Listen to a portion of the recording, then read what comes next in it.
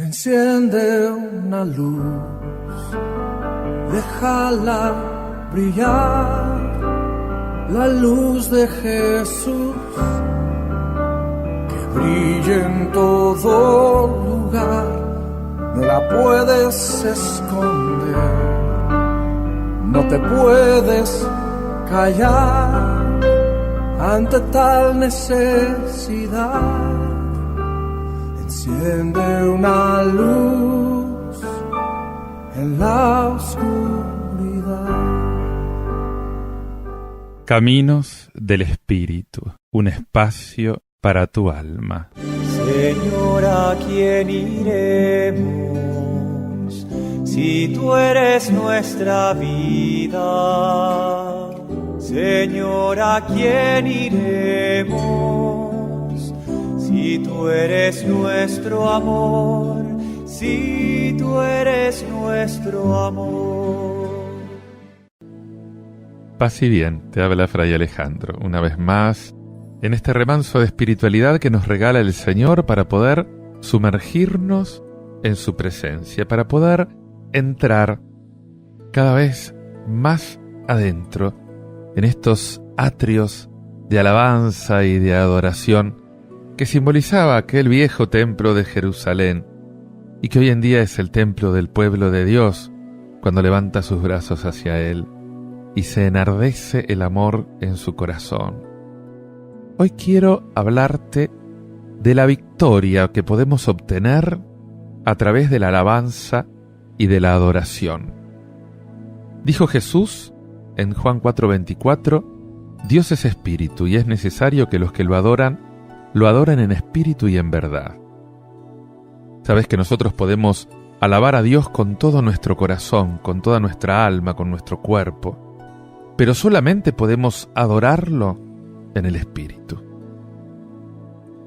Y del mismo modo que el sumo sacerdote en el día de la expiación, también nosotros tenemos que lograr traspasar el velo de la separación. Y este es un momento sobrecogedor. Si el sumo sacerdote tenía pecado en su vida, sabía que moriría en la presencia de Dios. Cosas que hemos estado llevando en el atrio ya no pueden ser permitidas en nuestras vidas. Sería como el día en que Ananías y Zafira mintieron al Espíritu Santo en los Hechos de los Apóstoles, capítulo 5. Adorar en verdad significa adorar sin tener nada que esconder, permaneciendo transparente, abierto delante de Dios, sin ocultar nada. Como el sumo sacerdote de otra época, también nosotros tenemos que haber preparado nuestra vida para ir a su presencia. Todo pecado tiene que ser perdonado antes. En Jesús necesitamos entrar limpios, puros, purificados por su presencia. Te recuerdo lo que dice la primera carta de Juan 1:9. Si confesamos nuestros pecados, Él es fiel y justo para perdonar nuestros pecados y limpiarnos de toda maldad. Y es entonces cuando podemos ser trasladados detrás del velo. En el día de la expiación, el sumo sacerdote permanecía en el lugar santo, listo para entrar detrás del velo. Tenía el hisopo en una mano y el recipiente de sangre en la otra. El velo se extendía de pared a pared, desde el piso hasta el techo. No había manera de meterse por debajo o por arriba o por los costados. No había puerta. El escritor de la carta a los Hebreos se refiere a esto cuando escribe en Hebreos 9:8, con esto el Espíritu Santo daba a entender que todavía no había sido mostrado el camino hacia el lugar santísimo, mientras estuviese en pie la primera parte del tabernáculo. Cuando el sacerdote entraba detrás del velo, entraba totalmente en el ámbito del Espíritu. Estaba entrando a adorar en espíritu y en verdad. ¿Podría ser que el sumo sacerdote fuera trasladado en el espíritu detrás del velo del mismo modo que Felipe fue trasladado por el Espíritu de las aguas donde acababa de bautizar al etíope a esa ciudad tan lejana de Azoto. Para entrar en la verdadera adoración, necesitamos movernos dentro del ámbito del Espíritu. Dios es Espíritu, y Jesús dijo que aquellos que lo adoran tienen que adorarlo en espíritu y en verdad.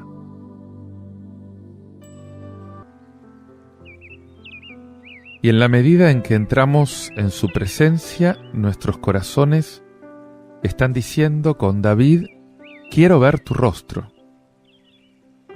¿Con qué frecuencia hemos estado buscando la mano de Dios y deseando que nuestros deseos carnales sean satisfechos?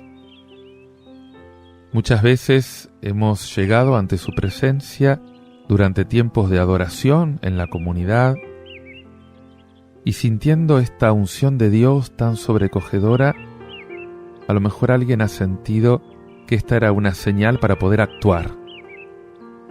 Y volvió para atrás, regresó al atrio exterior, o para dar un mensaje en lenguas, o para interpretación, o para profecía. Y pronto esa unción tan fuerte se fue. Se ha pedido a las personas que se sienten y simplemente hemos continuado con el programa establecido.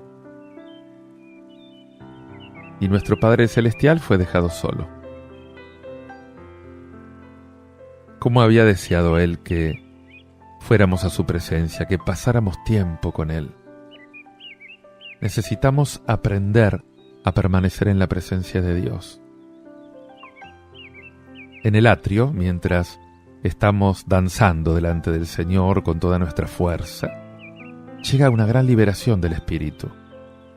Esas corazas de la tradición religiosa, de las costumbres o de la indiferencia espiritual se caen.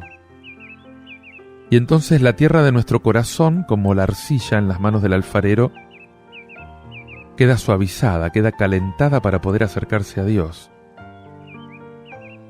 Durante los momentos de adoración íntima, prolongada, a medida que Él nos va acercando a sí mismo, como esa arcilla ya suave que se pone en el molde, nosotros somos transformados, somos conformados a su imagen. Lees en la carta a los Romanos 8:29, sabemos que a los que antes conoció también los predestinó, para que fueran hechos conformes a la imagen de su Hijo, a fin de que Él sea el primogénito entre muchos hermanos.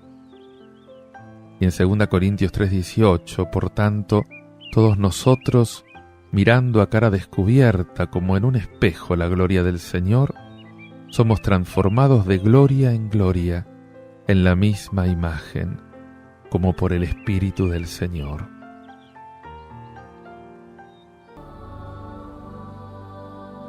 Una y otra vez, a través de todo el Antiguo Testamento, individuos o grupos construyeron altares de alabanza por todo lo que Dios había hecho con ellos.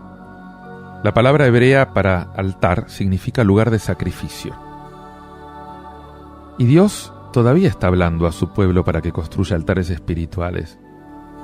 Y esto lo hacemos cuando llegamos ante Él, solos o en grupos, en comunidad, cuando estamos haciendo un sacrificio a través de la alabanza y a través de la adoración. Y nos estamos quemando como esos holocaustos que se quemaban arriba de esos altares. Ya te dije que es importante cuando aparece por primera vez una palabra en la Biblia, y que la primera vez que aparece la palabra adoración fue usada justamente cuando Abraham se dispuso a edificar un altar en el monte Moria, obedeciendo el mandato de Dios de sacrificar a su hijo Isaac. Tenés el relato en Génesis 22:5. Y de esta primera mención de la adoración justamente aprendemos que la adoración es un acto de obediencia que demanda justamente un sacrificio intenso.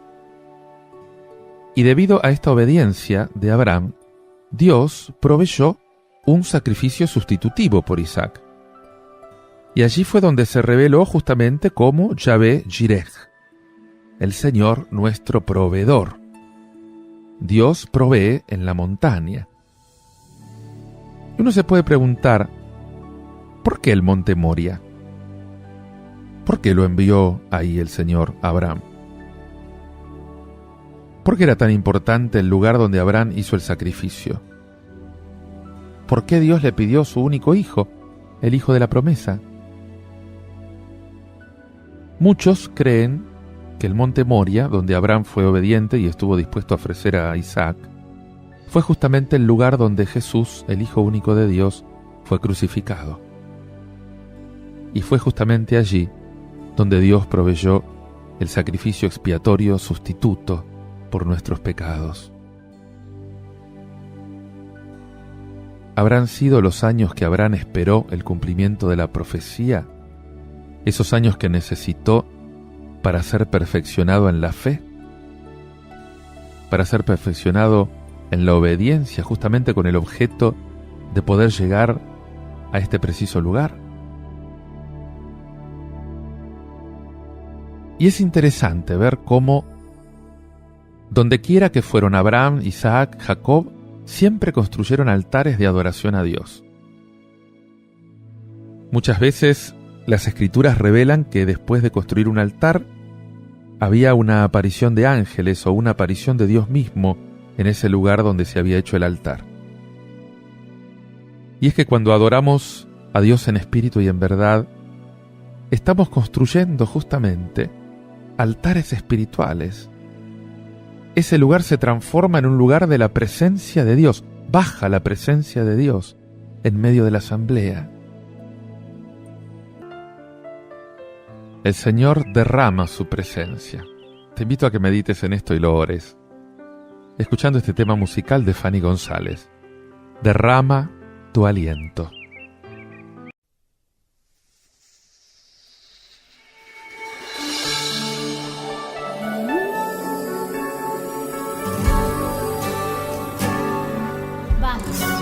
Yo quiero que tú levantes tu voz y le digas al Señor que derrame su unción, que derrame su aliento en este lugar. Derrama tu aliento en este lugar. Derrama tu aliento en este lugar. Sobre mí, derrama tu lluvia y que muera aquí mi lamento. Derrama tu aliento en este lugar. Derrama tu aliento en este lugar. Sobre mí, derrama tu lluvia y que muera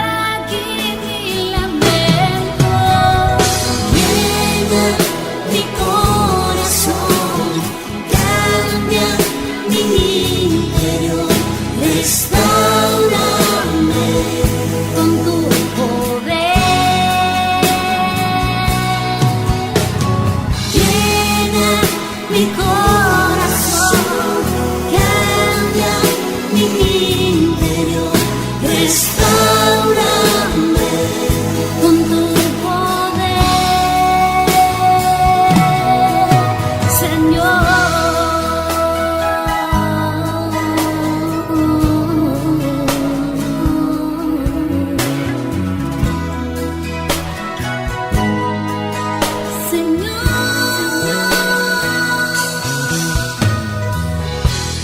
Derrama tu aliento en este lugar. Derrama tu aliento en este lugar. Sopla, derrama tu lluvia y que muera aquí mi lamento.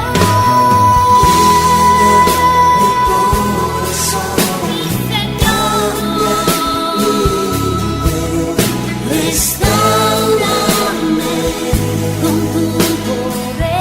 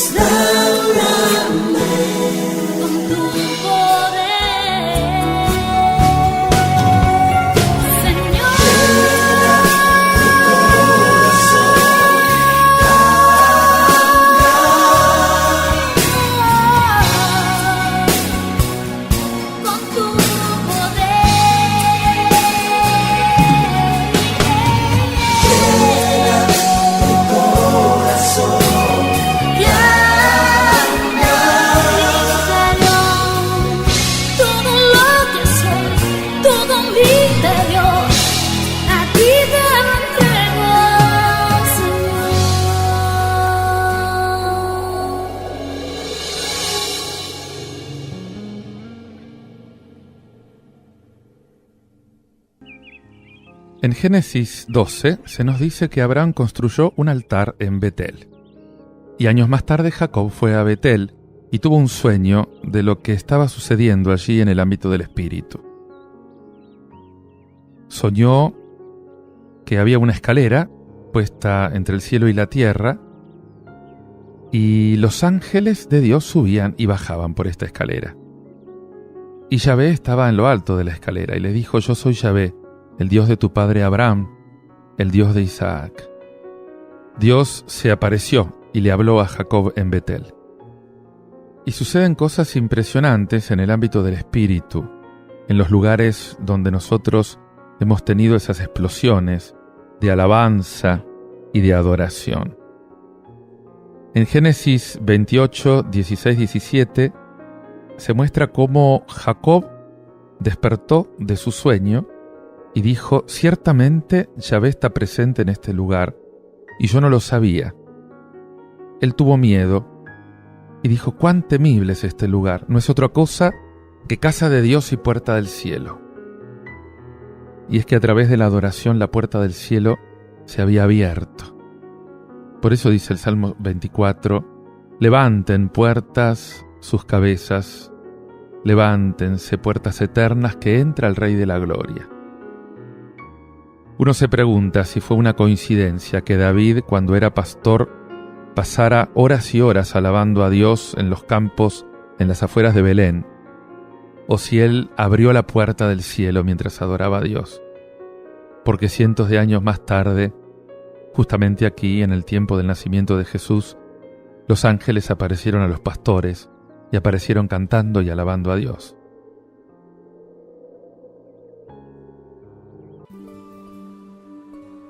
La alabanza abre el cielo. Te había dicho ya que Lucifer era el querubín ungido que cubría. Su naturaleza era cubrir. En cambio ahora, en lugar de cubrir el trono del cielo con alabanza y con adoración gloriosas, él cubre la tierra con un velo de oscuridad. Dice el profeta Isaías 62: porque he aquí que las tinieblas cubrirán la tierra y la oscuridad los pueblos, pero sobre ti resplandecerá Yahvé, y sobre ti será vista su gloria. Y Satanás ha asignado príncipes de oscuridad sobre los territorios. En la carta a los Efesios, capítulo 6:12, se dice: porque nuestra lucha no es contra la sangre ni la carne, sino contra principados, contra autoridades, contra los gobernantes de estas tinieblas, contra espíritus de maldad en los lugares celestiales. Y justamente el propósito del velo de oscuridad es cegar a toda la humanidad para evitar que la humanidad pueda contemplar la gloria de Dios. Te lo dice San Pablo, 2 Corintios 4:3. Pero aun si nuestro evangelio está encubierto, entre los que se pierden está encubierto, pues el Dios de esta edad presente ha cegado el entendimiento de los incrédulos, para que no los ilumine el resplandor del evangelio de la gloria de Cristo, quien es imagen de Dios. Y por eso estamos en una guerra. Y por eso suceden cosas poderosas cuando establecemos altares de alabanza y de adoración. Esa superficie de cobertura del velo de oscuridad espiritual se rompe, queda destruida, y el gobernador de las tinieblas sobre este territorio queda vencido. Te lo dice Isaías 25:7. Entonces sobre este monte destruirá la cubierta con que están cubiertos todos los pueblos y el velo que está puesto sobre todas las naciones. Cuando abrimos los cielos, a través de la alabanza y la adoración, pueden aparecer los ángeles, puede venir Dios mismo, se puede sentir su presencia. En el capítulo 10 del libro de Daniel, se dice que el ángel que fue enviado en respuesta a las palabras de Daniel fue detenido por 21 días por el príncipe del reino de Persia. Tuvo lugar una guerra espiritual en los cielos, y el ángel fue retrasado por el gobernador de las tinieblas sobre ese reino de Persia, hasta que el arcángel Miguel vino a ayudarlo. En respuesta a las palabras de Daniel, el velo de las tinieblas se abrió, y el ángel pudo abrirse paso.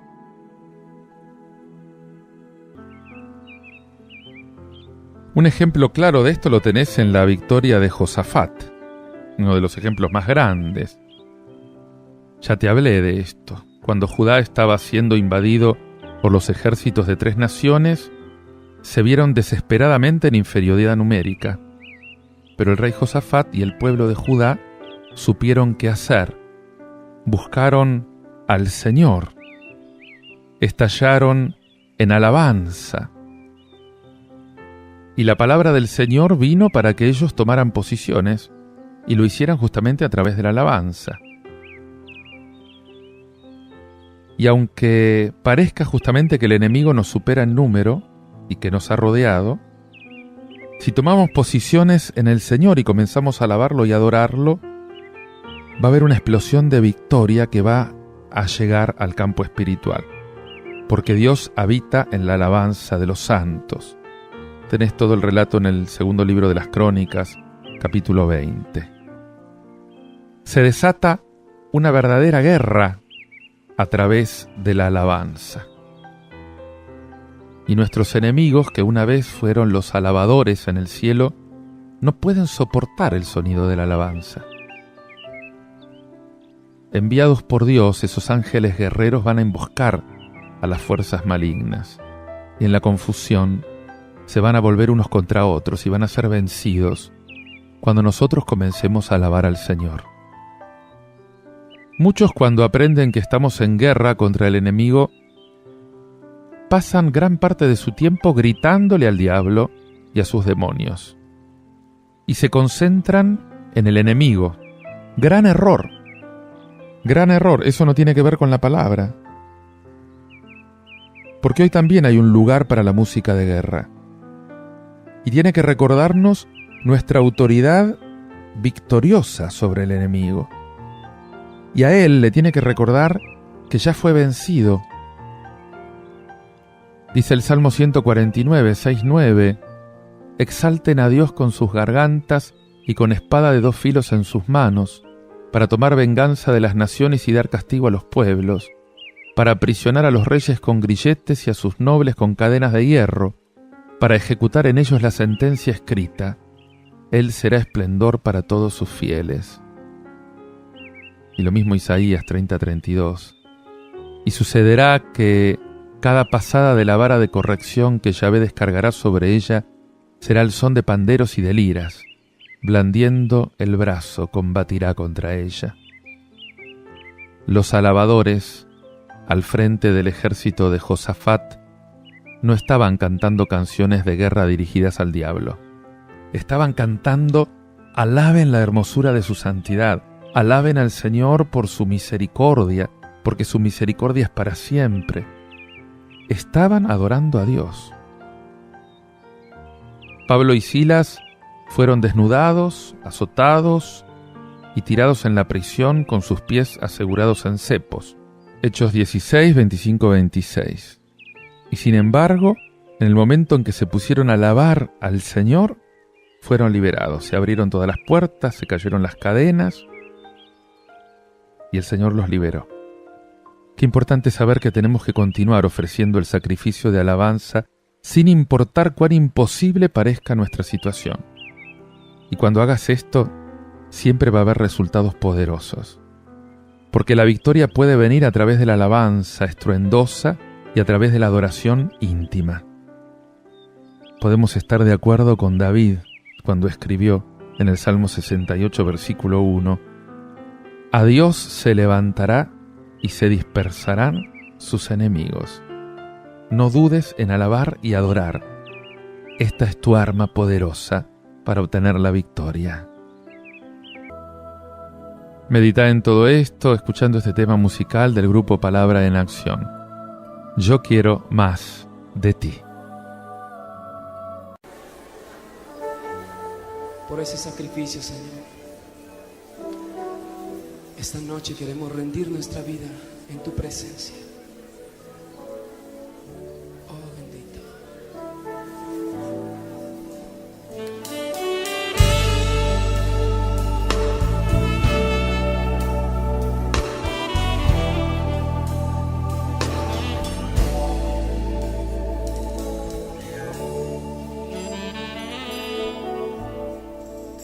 Yo quiero más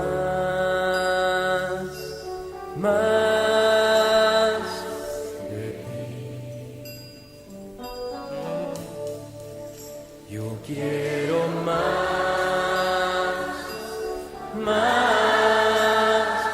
de ti. Hoy rindo mi vida para darte lugar. Quiero más de ti. Yo quiero más de ti. Yo quiero más de ti. Hoy rindo mi vida para darte lugar. Quiero más de ti. Yo quiero más de ti. Quiero más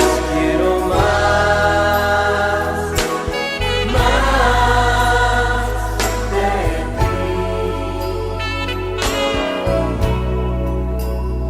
Hoy rindo mi vida para darte lugar. Quiero más de ti. Ante congregación al Señor.